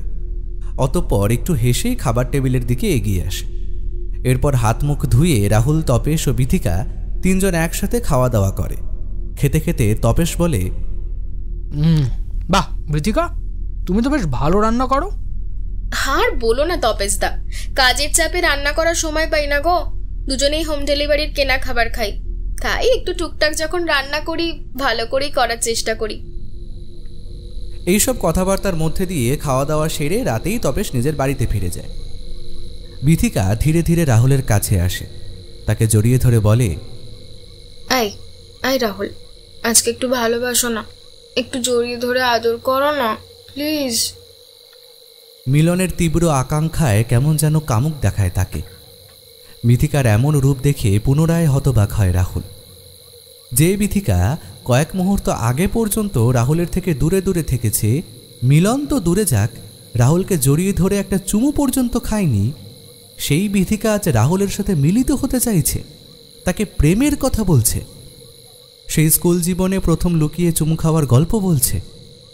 রাহুলের মনে হচ্ছে এ যেন সেই নতুন বিথিকা, যে বিথিকা বিয়ের আগে রাহুলকে চোখে হারাতো। এরপর রাত গভীরের সাথে সাথে তাদের দুজনের শারীরিক উত্তেজনা বেড়েছে। বহুদিন উপবাসী থাকার পর আজ তারা মিলিত হয়েছে। তাদের চরম যৌন সুখানুভূতির প্রত্যক্ষ সাক্ষী হয়েছে হলদে রঙের বেড কভার। আজ রাহুল নিশ্চিন্তে বিথিকার উন্মুক্ত নরম বুকের ওপর মুখ গুঁজে ঘুমিয়ে যেতে পেরেছে। 15-20 দিন আগে তাদের দাম্পত্য জীবনের যে ধারা কোনো এক অজ্ঞাত কারণে গতিরোধ হয়েছিল, আজ যেন তা পুনরায় সচল হয়েছে। এরপর কোনো রকম সমস্যা ছাড়াই কেটে গেছে আরও কয়েকটা দিন। এখন আর রাহুল বিথিকার মাঝে কোনো দূরত্ব নেই। ঠিক তার পরের দিন সকালে দুজনে স্নান খাওয়া সেরে অফিসে গেছে। সেখানে পৌঁছতেই রাহুলের এক কলিগ তাকে বলে, রাহুল ভাই, আজ কিন্তু কাজের ভীষণ চাপ আছে, তুমি ওই পেন্ডিং ফাইলগুলোর ডাটা এন্ট্রি তাড়াতাড়ি সাবমিট করো। আজও বোধহয় ওভারটাইম হতে পারে। হ্যাঁ দাদা, আমি যত তাড়াতাড়ি সম্ভব কাজ সেরে ফেলছি। এরপর কাজ সেরে টিফিন টাইমে রাহুল বিথিকার সঙ্গে দেখা করতে এলে। বিথিকা কেমন যেন ব্যঙ্গাত্মক দৃষ্টিতে রাহুলের দিকে তাকিয়ে হাসতে থাকে। কি ভয়ানক সেই হাসি! কি হলো, হঠাৎ আমাকে দেখে এমন করে হাসছো যে? না রাহুল, আমি তোমাকে দেখে হাসিনি। আজ অনেক দিন পর তারাও এখানে এসেছিল আমার সঙ্গে দেখা করতে, ওদেরকে দেখেই হাসলাম। ওরা আমাকে ভীষণ ভালোবাসতো জানো তো, আমার সঙ্গে দেখা করেই চলে গেল। কথাটা বলেই বিথিকা নিজের রুমে চলে গেল। তার কথায় রাহুল দুশ্চিন্তা করতে শুরু করেছে। তারা আবারও এসেছে, তবে কি আবারও সেই আগের মতো রাহুল বিথিকার দাম্পত্য জীবন লণ্ডভণ্ড হয়ে যাবে? আবারও কি বিথিকা অসুস্থ হয়ে পড়ছে? অতঃপর সারাদিন কাজ শেষে দুজনে বাড়িতে ফিরেছে। রাহুল খেয়াল করেছে বিথিকার মনটা কেমন যেন খারাপ, কোনো কথা বলছে না, একদম চুপচাপ হয়ে আছে। তাই রাহুল জিজ্ঞেস করল, কি গো বিথিকা, কি হয়েছে তোমার? এমন ভীষণ লাগছে কেন তোমায়? আমার না এখন করে কেমন যেন হয়, সেসব কথা তোমাকে বলা হয়নি। কি হয়েছে বলো? আমার মাঝে মধ্যে শরীরের সমস্ত নিয়ন্ত্রণ হারিয়ে যায়। কয়েকজন এসে আমার শরীরে বাসা বাঁধে, আবার চলেও যায়। আমি বুঝতে পারি, আর যারা আসে তারা সবাই পুরুষ। কথাগুলো শুনেই রাহুল হো হো করে হেসে উঠল। প্লিজ বিথিকা, প্লিজ আবার এমন নতুন করে নতুন কাহিনী সাজিও না প্লিজ। রাহুল, আমি মিথ্যে বলছি না। আমার শরীরে তারা বাসা বেঁধেছে। তারা যখন সে বাসায় আসে আমার ভাবভঙ্গি সব বদলে যায়। এসব কি বলছো বিথিকা? এও আবার হয় নাকি? জানি না কি হয়, তবে আমার সাথে কেন এমনটা হচ্ছে। আর তুমি যদি শেষমেশ আমাকে বিশ্বাস না করো, তাহলে আত্মহত্যা করে মরা ছাড়া আমার কাছে আর কোনো পথ থাকে না। এই রকম ভাবে দুজনের মধ্যে বেশ কিছুক্ষণ তুমুল তর্কাতর্কি চলে। তারপর হঠাৎ করেই দৌড়ে গিয়ে বিথিকা বাথরুমের বেসিনে বমি করে।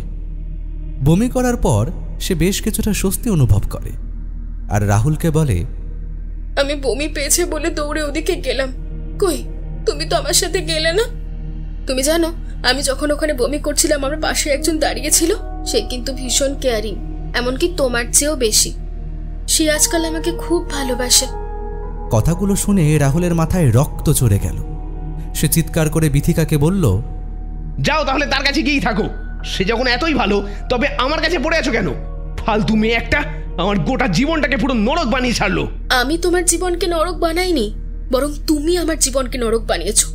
না আমি তোমাকে বিয়ে করতাম, না মা বাবাকে ছেড়েই জাহান্নামে এসে মরতাম। তুমি আমাকে ভুলিয়ে ভালিয়ে এখানে নিয়ে এসেছো।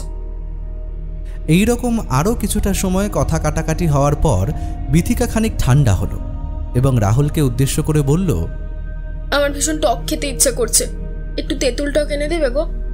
তাছাড়া জানো তো, আমার পেটটাও কেমন যেন ভারী ভারী লাগছে। আমার যা সিমটমস, তুমি প্রেগন্যান্সি চেক আপ করাও না।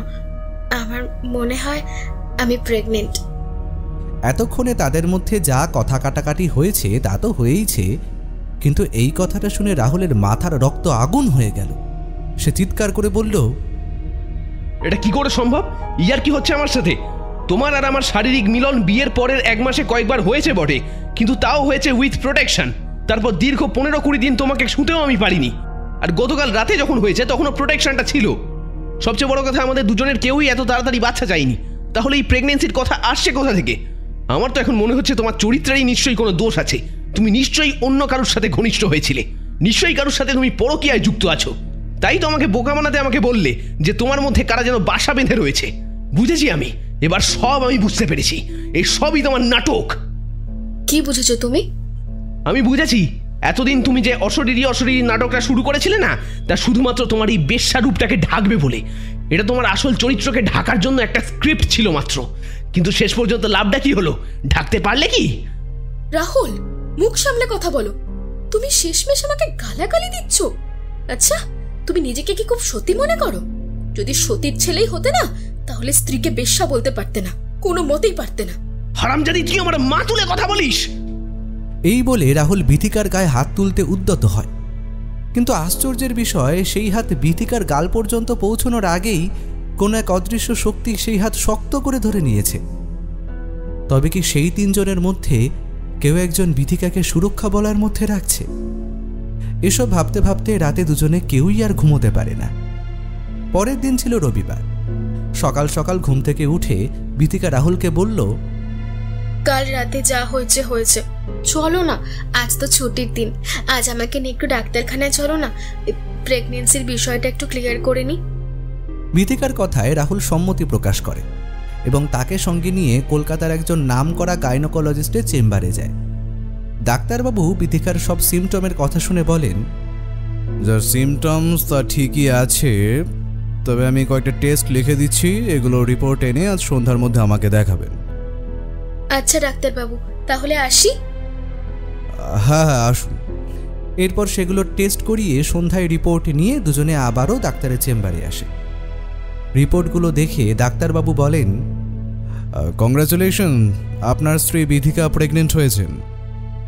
কথাটা শুনেই রাহুলের পায়ের তলা থেকে মাটি সরে গেল। সে তৎক্ষণাৎ মনে মনে ভাবল, কিভাবে এমনটা সম্ভব?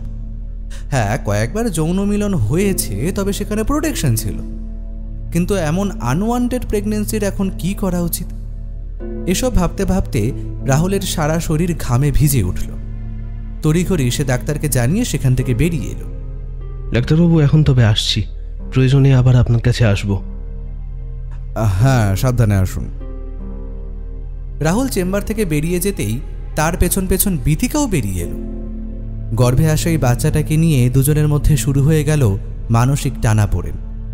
আর রাহুলের মাথায় সারাক্ষণ পাক খেতে লাগলো একটা কালো ভাবনা। বিথিকা নিশ্চয়ই অন্য কোনো পুরুষের সাথে সেক্সুয়াল রিলেশনশিপে আছে, নয়তো এই বাচ্চার বাবা কি?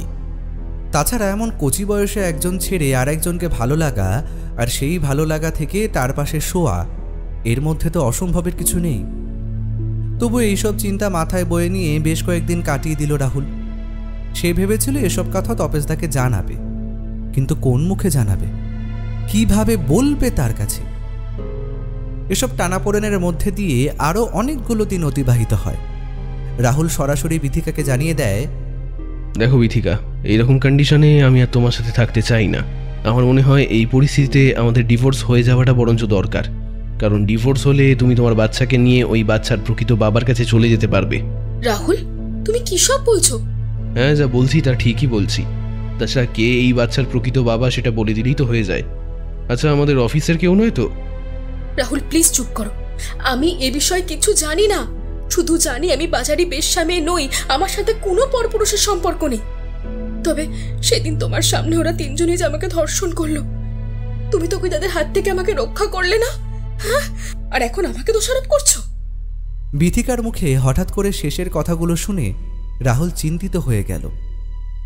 সত্যিই তো, এমন একটা খারাপ মুহূর্ত তাকেও ভোগ করতে হয়েছে। তখন কতই না কষ্ট হয়েছিল তার। এসব ভেবে রাহুল তার রাগের জায়গা থেকে কিছুটা সরে এসে বলল, কিন্তু বিথিকা, আমরা তো কেউই এখন বাচ্চা চাইনি, বলো? তাই চলো না, এখন বরং আমরা এটাকে অ্যাবর্শনের দিকে নিয়ে যাই। এতে আমাদের দুজনের জীবনেই শান্তি ফিরে আসবে। কিন্তু রাহুলের প্রস্তাবে বিথিকা রাজি হয় না। সে এই কদিনের মধ্যে তার গর্ভে আসা নতুন সদস্যকে ভীষণ ভালোবাসে ফেলেছে। রাহুলও বারংবার সেই একই কথা উড়ে চলেছে। দেখো বিথিকা, আমি অনেক সহ্য করেছি, আমি আর পারছি না। তুমি কি করবে না করবে তার ডিসিশন তুমি নিজেই নেবে। আমি স্পষ্ট তোমাকে জানিয়ে দিচ্ছি, যদি আমার সঙ্গে থাকতে চাও তাহলে কিন্তু তোমাকে অ্যাবর্শন করাতেই হবে। এবার ভেবে দেখো কি করবে। এসব কথাবার্তা হতে হতেই বিথিকা হঠাৎ প্রচণ্ড পেটের যন্ত্রণায় কুঁকিয়ে ওঠে। কি ব্যথা করছে রাহুল আমার পেটে, আমি আর সহ্য করতে পারছি না। এমন পরিস্থিতিতে রাহুল বাধ্য হয়ে বিথিকাকে নিয়ে আবার সেই ডাক্তারের চেম্বারে হাজির হলো। যতই হোক, সেও তো বিথিকাকে ভালোবাসে। ডাক্তারবাবু দেখুন না, হঠাৎ করেই ওর পেটে ভীষণ ব্যথা হচ্ছে। আচ্ছা আচ্ছা, আপনারা এর আগেও একবার এসেছিলেন তাই না? হ্যাঁ ডাক্তারবাবু, দিন দশেক আগে এসেছিলাম। আপনি এক কাজ করুন, আপনার স্ত্রীকে সঙ্গে নিয়ে গিয়ে একবার আলট্রাসোনোগ্রাফিটা করিয়েন। আর হ্যাঁ, সঙ্গে কয়েকটা টেস্ট দিচ্ছি, এগুলো একটু করিয়ে নেবেন। আর এই নিন, আপাতত কয়েকটা পেন কিলার দিচ্ছি। হ্যাঁ ধরুন, এতে সাময়িকভাবে যন্ত্রণাটা কমে যাবে। আচ্ছা ঠিক আছে ডাক্তারবাবু। কয়েকদিন পর ডাক্তারবাবু আলট্রাসোনোগ্রাফি রিপোর্ট ও বাকি কয়েকটা টেস্ট রিপোর্ট দেখে বিস্ফারিত চোখে বললেন, দেখুন, পেটের মধ্যে বেবির মতো কিছু একটা তো রয়েছে, তবে সেটা প্রচণ্ড কালো এবং ধোঁয়াশাময়। আর সবচেয়ে আশ্চর্যের বিষয় হলো, বাচ্চাটির সঙ্গে তার মায়ের কোনো নারীর সংযোগ নেই। কি বলছেন ডাক্তারবাবু? নারীর কোনো সংযোগ নেই? তবে সে বাচ্চা পেটের মধ্যে বেঁচে আছে কি করে? হ্যাঁ, আমিও সেটাই ভাবছি। এমন আবার হয় নাকি? মেডিকেল সায়েন্সে এমন ঘটনার কথা আমি আগে কখনো শুনিনি, তবে আজ দেখার সৌভাগ্য হলো। যাই হোক, বেবিটি প্রিম্যাচিওর বেবি, 8 মাসের মধ্যেই ডেলিভারি হবে। ডাক্তারবাবুর কথা শেষ হতে না হতেই একটু সাইডে সরে গিয়ে রাহুল চুপি চুপি ডাক্তারকে বলল, ডাক্তারবাবু, আমরা অ্যাবর্শনের দিকে যেতে চাই। এই মুহূর্তে আমাদের ফাইন্যান্সিয়াল অবস্থা একদমই ঠিকঠাক নয়, তাই আপনি যদি এ বিষয়ে একটু আমাদের সাহায্য করেন তাহলে খুব উপকার হয়। রাহুলের বলা কথাগুলো তখন বিথিকা শুনতে পায়নি, তাই সে বলল, কি ইচ্ছের কথা বলছেন ডাক্তারবাবু? এই কথার কোনো উত্তর না দিয়ে বিথিকা মাথা হেঁট করে নিজের পায়ের দিকে চেয়ে রইল। ডাক্তারবাবু রাহুলকে উদ্দেশ্য করে বললেন, দেখুন, বাড়িতে যান, দুজনে আলোচনা করুন। যদি দুজনেই একান্তই বেবিটিকে নষ্ট করতে চান তখন আমার সাথে যোগাযোগ করবেন। আমার হাতে অনেক পরিচিত নার্সিংহোম আছে, সমস্যা হবে না। তবে এখন আপনাদের মধ্যে আলোচনাটা করা দরকার। তারপর থেকে দুজনের কথাবার্তা প্রায় বন্ধ হয়ে গেছে। সম্পর্কের মধ্যে টানাপোড়েন বেড়েছে। রাহুল তার পরিষ্কার বক্তব্য বিথিকাকে জানিয়ে দিয়েছে। হয় এই বাচ্চাটাকে অ্যাবর্শন করিয়ে ফেলতে হবে, নয়তো ডিভোর্স। আর বিথিকা নিজের প্রথম বাচ্চাটাকে মেরে ফেলতে চায় না, তাই সেও বলেছে, না, ভ্রূণ হত্যা মহাপাপ, আমি এত বড় পাপ কাজ করতে পারবো না। তাছাড়া সে যখন আসছে, ঈশ্বর নিশ্চয়ই তার জন্য কোনো না কোনো ব্যবস্থা ঠিক করে রেখেছেন। তাই আমি এখন থেকে তার আসার দিন গুনব, তার আসার দিন। এতে যদি আমাকে মরতে হয়, আমি মরতেও রাজি আছি। এইভাবে দ্বন্দ্বের মধ্যে দিয়ে আরও বেশ কয়েকদিন কেটে গেছে। এখন রাহুল বেশ বুঝতে পারছে বিথিকার উপরে রাগ দেখিয়ে কিংবা ডিভোর্স দেওয়ার ভয় দেখিয়ে কোনো লাভ নেই। যদি কিছু লাভ হয় তবে তা ভালোবাসার মাধ্যমেই হবে।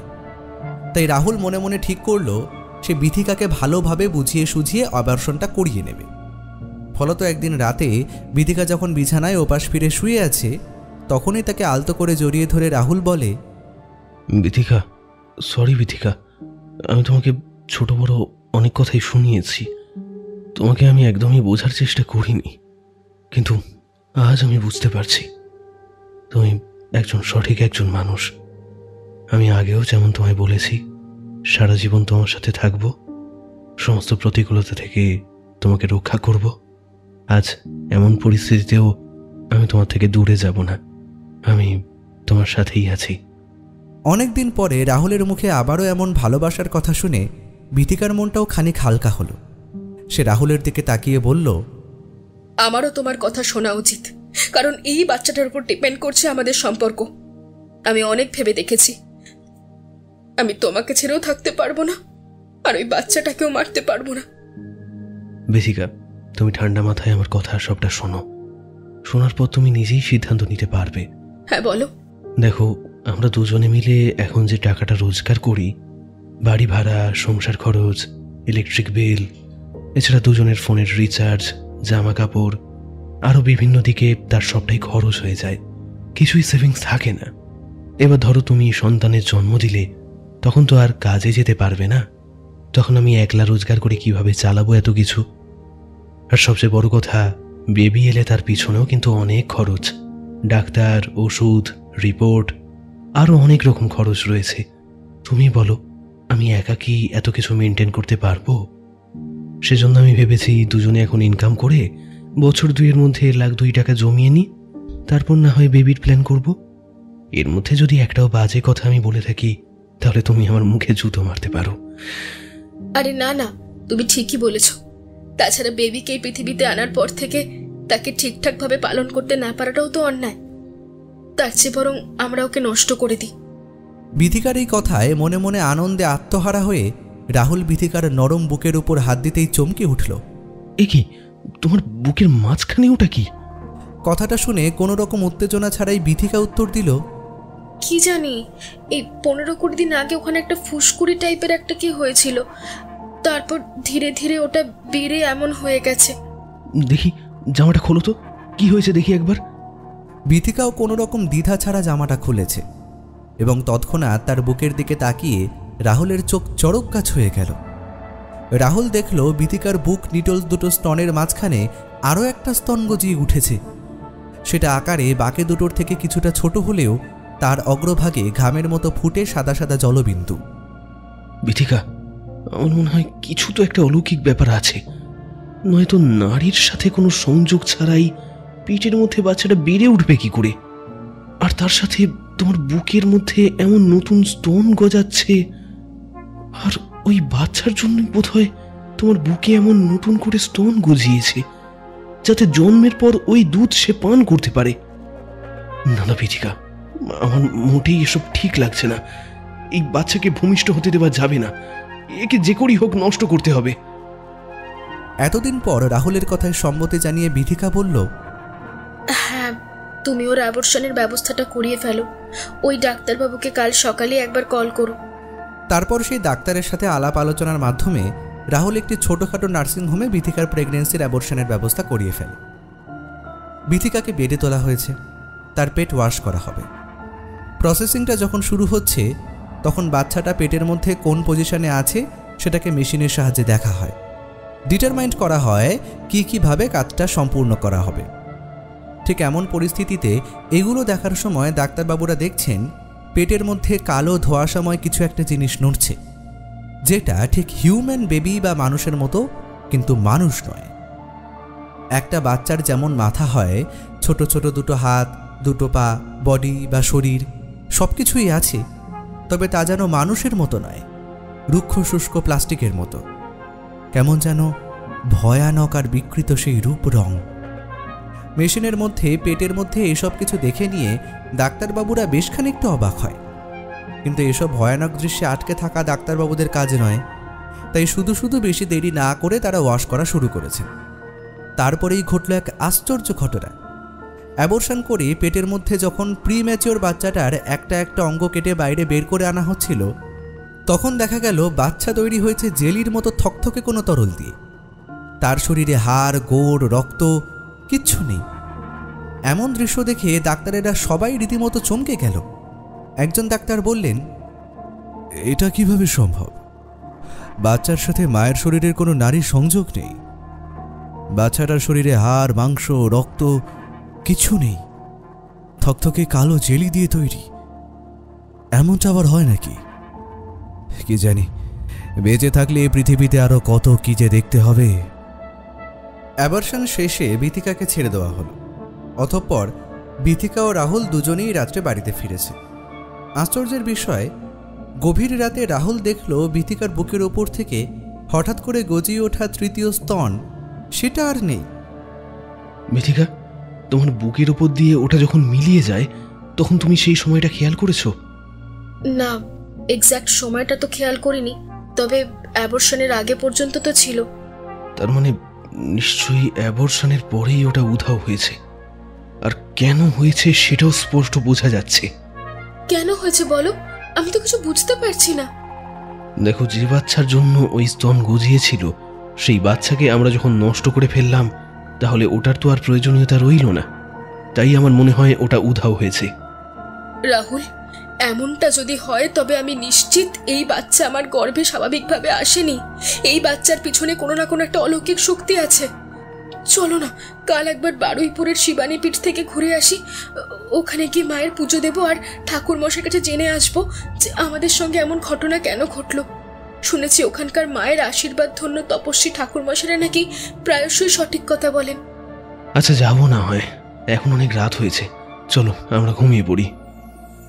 তোমরা শুনছো স্কেইডেলসের আজকের গল্প, জিনের সাথে সহবাস। আজকের গল্পটা এতদূর পর্যন্ত যদি তোমাদের ভালো লেগে থাকে, তাহলে অবশ্যই কিন্তু আমার আজকের ভিডিওটাকে তোমরা একটা লাইক করো। আর তোমাদের মধ্যে যারা নতুনরা রয়েছো, মানে প্রথমবারের জন্য আমার স্কেইডেলসের গল্প শুনছো, তোমরা কিন্তু এক্ষুনি আমার চ্যানেলটা সাবস্ক্রাইব করো। আজকের গল্প থেকে তোমাদের জন্য প্রশ্ন, গল্পে জিনের পজিশন কার উপর হয়েছিল? তোমরা কমেন্ট করে আমাকে সঠিক উত্তর জানাও। পরের দিন সকাল সকাল তারা দুজনেই শিয়ালদহ থেকে বারুইপুর লোকালে চেপে বারুইপুর স্টেশনে এসে নামল। তারপর শিবানী পীঠে মায়ের কাছে পুজো দিয়ে তারা ঠাকুরমশাইয়ের কাছে জানতে চাইল তাদের সাথে এমন অলৌকিক ঘটনা কেন ঘটছে।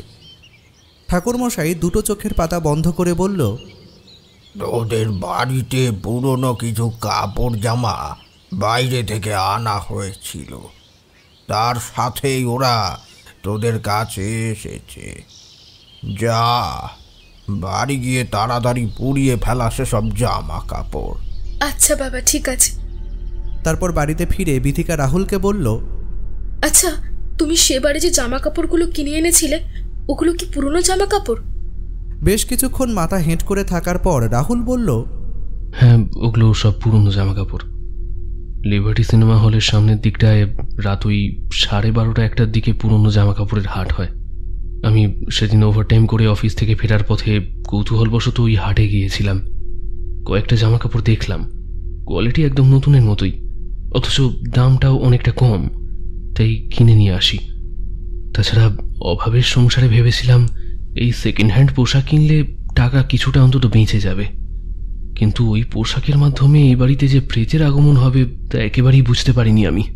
এটা ঠিক করনি। পুরনো জামা কাপড় কেনা একদম ঠিক নয়।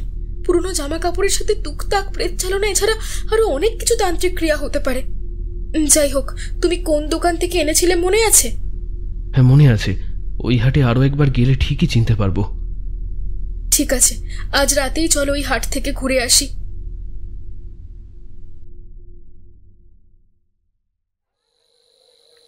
কথা মতো রাত 12:30-1টার সময় তারা লিবার্টি সিনেমা হলের সামনের সেই সেকেন্ড হ্যান্ড পোশাকের হাটে চলে এসেছে। ততক্ষণে ফুটপাতের ধারে ধারে বসে থাকা দোকানদারগুলোর মধ্যে থেকে রাহুল সেই লোকটাকে চেনার চেষ্টা করছিল।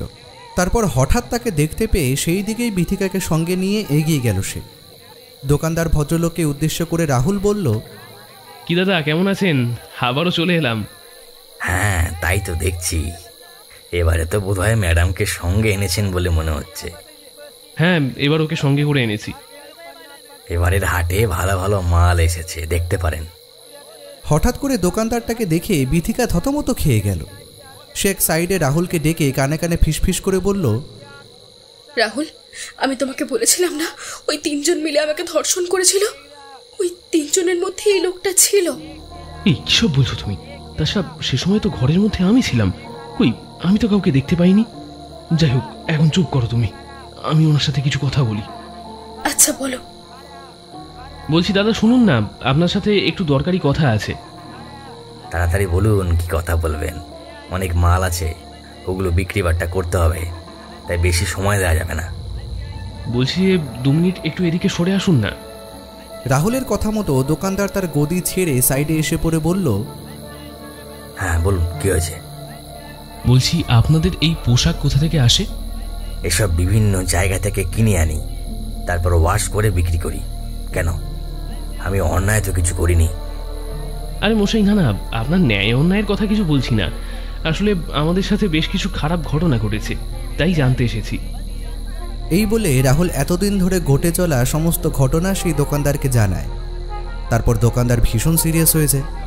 সে কেমন যেন বিষণ্ণভাবে বলে, আমি জানি না আসলে এত জামা কাপড়, তার মধ্যে কোন জামাটা কোন বাড়ি থেকে আসছে, কার কার জামা কি কারণে বিক্রি করে দিয়েছে, এটা মনে রাখা বড্ড কঠিন।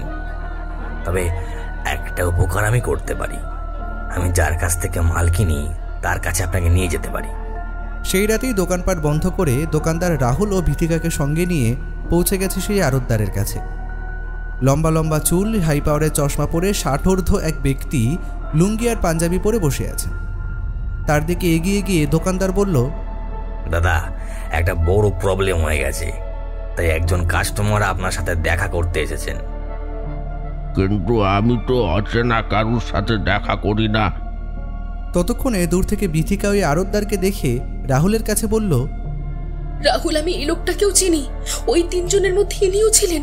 ইনি আমাকে খুব কেয়ার করতেন, আমার সঙ্গে সঙ্গেই থাকতেন। বিথিকা, তুমি কি সব আজে বাজে কথা বলছো? একজন ষাটোর্ধ্ব বয়স্ক মানুষের সম্পর্কে এসব কথা মানায় না বিথিকা। তাছাড়া তোমার সাথে যা হয়েছে সেটা পুরোপুরি অলৌকিক। কিন্তু এরা তো সবাই রক্ত মাংসের মানুষ। এরা যদি তোমাকে ধর্ষণ করতো তবে তো আমি তা দেখতে পেতাম। তবে আমি যতদূর জানি, তাতে যদি কোনো প্রেতাত্মা আমার কাছে যায়, আমাকে ভোগ করে, তখন নিশ্চয়ই তার শরীরের কোনো না কোনো প্রয়োজন বা অবয়ব লাগবে। আমার মনে হয় এরা রক্ত মাংসের মানুষ হলেও আমার কাছে গিয়েছিল এদের রূপ নিয়ে।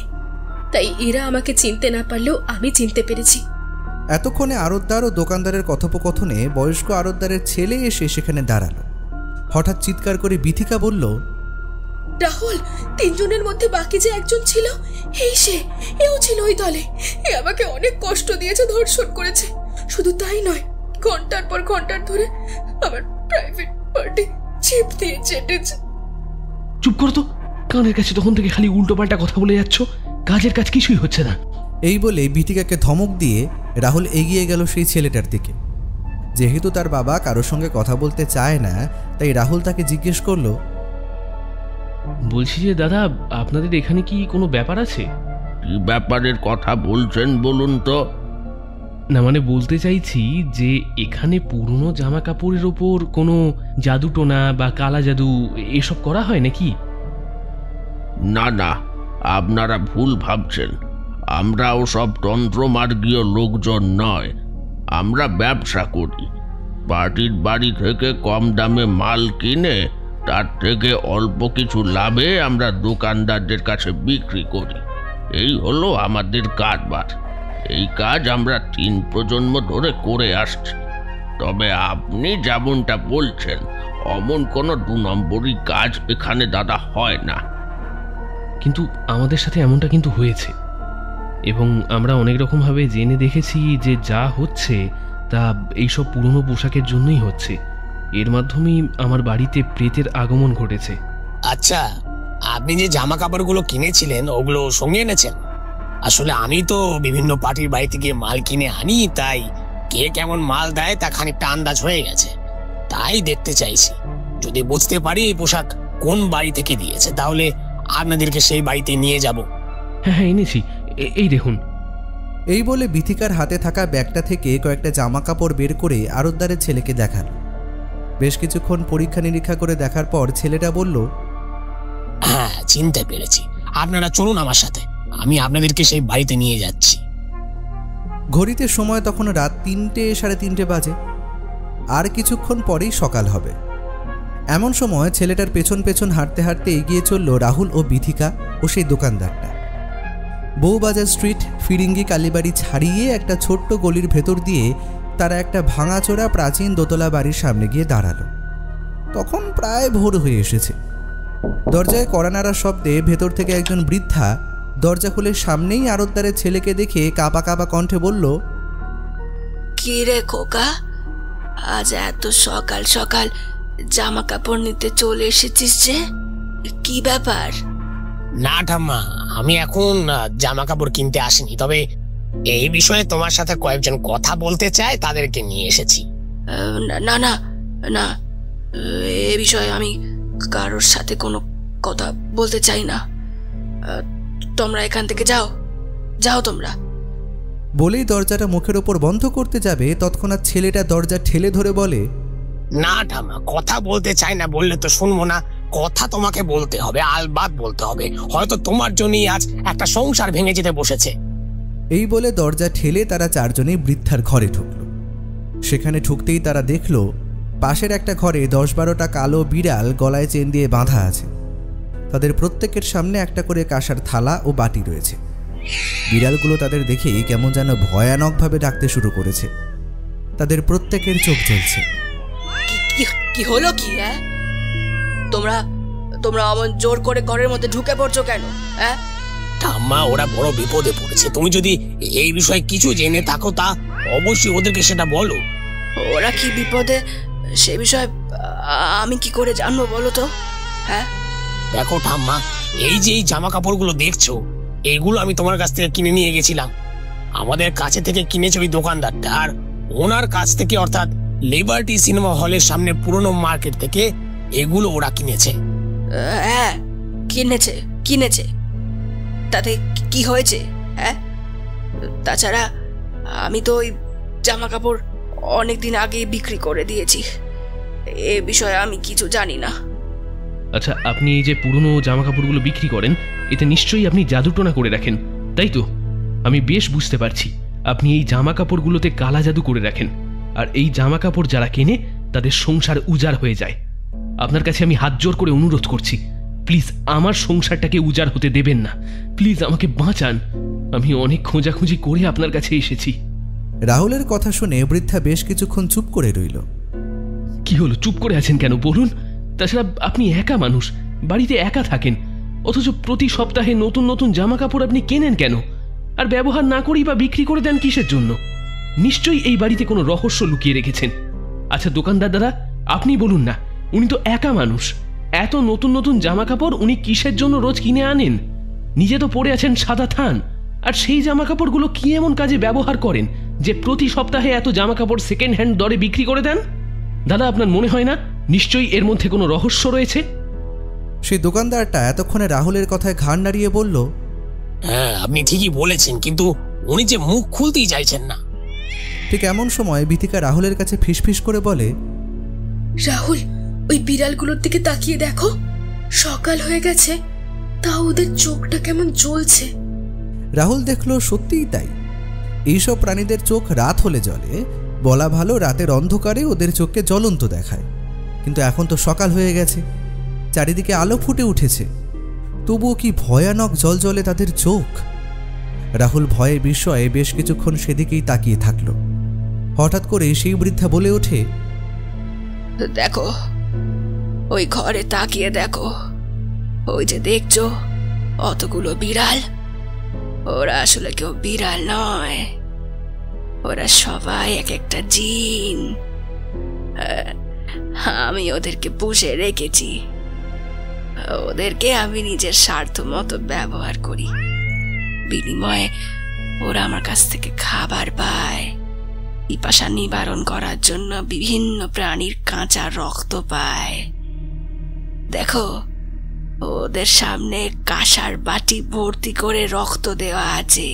দেখো দেখো, ওগুলো সব পোলট্রি মুরগির রক্ত। একটা দোকানে বলে রেখেছি, সে এসে প্রতিদিন 1 বালতি করে রক্ত দিয়ে যায়। আর আর ওই থালাগুলিতে প্রতিদিন মাছ মাংস এনে দিতে হয়। কিন্তু এতে তো অনেক খরচ।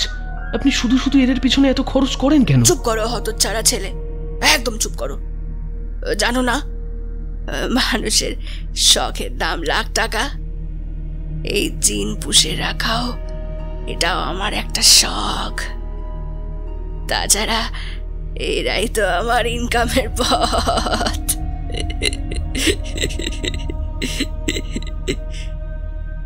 আচ্ছা, এরা শুধুমাত্র 3 বেলা পেট ভরে খাওয়ার জন্যই আপনার কাছে গোলাম হয়ে পড়ে আছে? না, শুধুমাত্র খাবার জন্য নয়, ওরা পড়ে থাকে সপ্তাহে অন্তত একবার নারী শরীর ভোগ করার জন্য।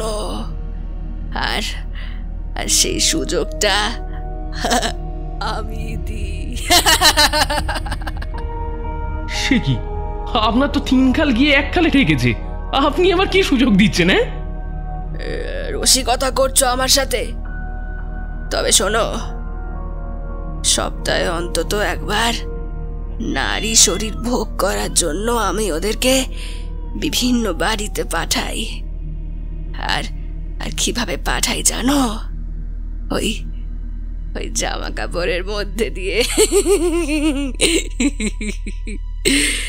আমি ওদের ব্যবহারের জন্য নিত্য নতুন পোশাক কিনে আনি, আর ওরা ওই পোশাকের উপর 2-1 বার শুয়ে বসে নিলে ওটাকে পুরনো দরে বিক্রি করে দিই। আর ওই পুরনো জামা কাপড়ের সাথে আমি আমার পোষা জিনগুলোকে পাঠিয়ে দিই। আর এইভাবেই জিন চালনা করতে আমার আমার ভীষণ ভালো লাগে। তাছাড়া তোমরা কে যেন বলছিলে না, এই জিনেরা আমার কি উপকার করে? এসো আমার সাথে আমার ঘরে এসো, ঘরের ভিতরটা দেখবে। এসো এসো এসো। বৃদ্ধার কথায় তার সাথে রাহুল তাদের ঘরের মধ্যে এগিয়ে গেল। সেখানে ঢুকতেই দেখল 2টো মৃতদেহ মেঝের ওপর চিৎ করে শোয়ানো আছে। অতঃপর বৃদ্ধা ভরাট কণ্ঠে বলল, এরা দুজন আমার খুব প্রিয় মানুষ। এদের মধ্যে একটা আমার নিজের ছেলের শরীর, আরেকজন আমার স্বামী। আজ মৃত্যুর 20 বছর পরেও এসে প্রতি রাতে আমি ওদেরকে জাগাতে পারি। আর এই কাজে আমাকে সাহায্য করে আমার পোষ্য জিনেরা। আপনার কথা সবই শুনলাম। আপনি আপনার কাজকর্ম মন দিয়ে করুন, তাতে আমাদের কোনো সমস্যা নেই। কিন্তু আপনার জিন চালনায় আমাদের সংসার যে ভেঙে একেবারে তছনছ হয়ে যেতে বসেছে। আপনি কিছু একটা সলা পরামর্শ দিন, যাতে আমরা আবারও একটু সুখে শান্তিতে থাকতে পারি।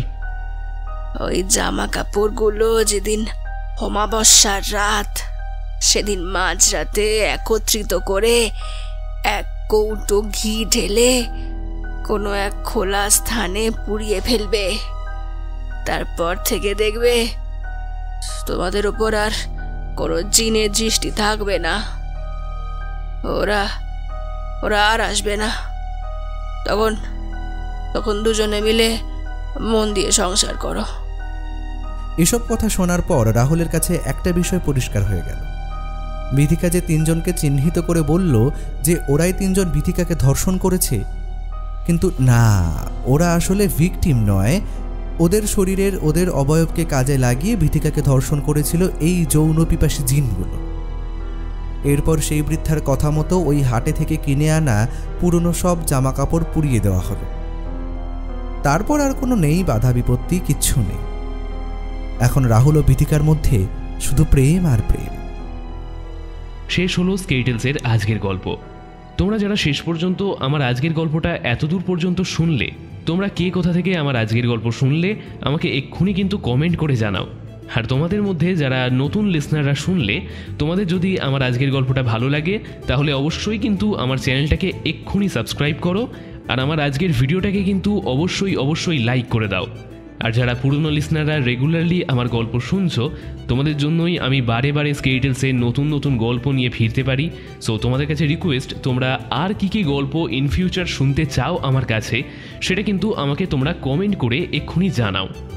আজকের গল্প পাঠে ছিল শুভ, বিভিন্ন ভূমিকায় ছিল মহুয়া, অভিক, বর্ণালী, অনিকেত, শুভ, কুমারজিৎ এবং আমি শ্রীরূপ। গল্পের সাউন্ড ডিজাইনে ছিল 62 FPS স্টুডিও। গল্পের পোস্টার ডিজাইন এবং সমগ্র পরিকল্পনা ও পরিচালনায় আমি শ্রীরূপ। তাহলে আজকের মতন এখানেই শেষ করছি। খুব তাড়াতাড়ি তোমাদের জন্য আবার নতুন গল্প নিয়ে আসব। ততক্ষণের জন্য তোমরা আমার আরও এই ধরনের গল্প শোনার জন্য এই মুহূর্তে তোমাদের মোবাইল স্ক্রিনে আসা ডান দিক এবং বাম দিকের দুটো গল্পের মধ্যে যে কোনো একটার ভিডিওতে ক্লিক করো।